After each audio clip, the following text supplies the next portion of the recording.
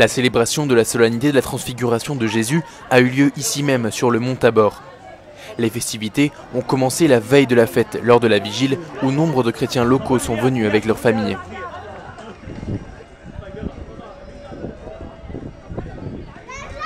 Naïm est venu avec sa famille pour célébrer la transfiguration de Jésus et la naissance de sa fille.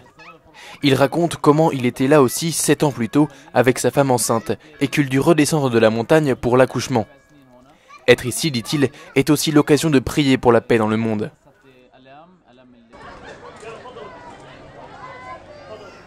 Voir cette foule nous rappelle l'épisode où Pierre prit la parole et dit à Jésus « Seigneur, il est bon que nous soyons ici.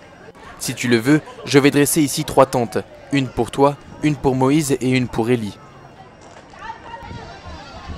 Pendant la nuit, le mouvement continue, celui de nombreux pèlerins grimpant la montagne sainte à pied.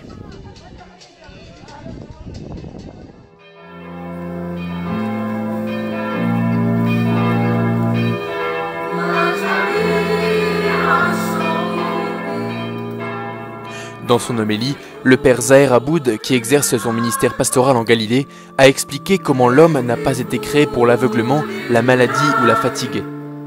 Il a continué ensuite en montrant comment nous avons besoin de marcher avec Dieu, d'ouvrir nos yeux pour voir la beauté de ce monde. Être sur le Tabor, soulignait-il, nous aide à contempler les merveilles de la création et la face de Dieu.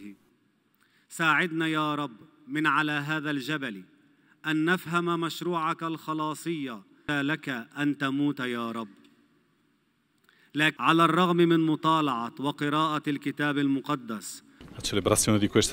célébration de cette fête est très belle parce qu'il s'agit d'une célébration lors de laquelle Jésus nous révèle son visage lumineux, ici sur la montagne. Ainsi, venir célébrer la fête de la transfiguration, ici sur le Tabor, signifie être en mesure de puiser dans un peu de cette lumière qui brille sur la face du Christ.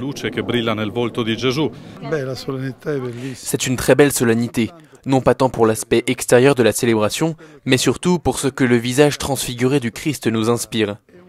Il nous aspire vers le paradis, il nous rappelle la beauté de ce que Dieu veut nous donner, la vie, la beauté, la gloire et la splendeur.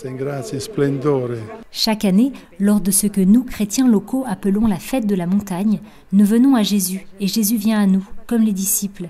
Être ici nous permet de comprendre que nous devons nous détacher des choses matérielles et regarder vers le ciel, parce que les choses terrestres nous séparent souvent de Jésus. Pour sa transfiguration, Jésus n'a pas choisi cette montagne par hasard. Il est difficile d'arriver jusqu'ici, mais il a dit « Celui qui veut me suivre, qu'il renonce à lui-même, qu'il prenne sa croix et qu'il me suive » dans Matthieu 16, 24. À la fin de la messe, les présents se sont rendus en procession à la chapelle qui commémore le lieu où Jésus a dit à ses apôtres « Ne parlez à personne de cette vision, jusqu'à ce que le Fils de l'homme ressuscite d'entre les morts. »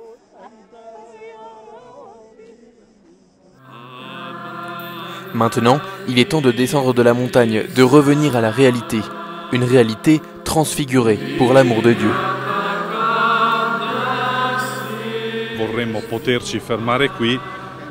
Nous voudrions bien, nous aussi, nous arrêter ici.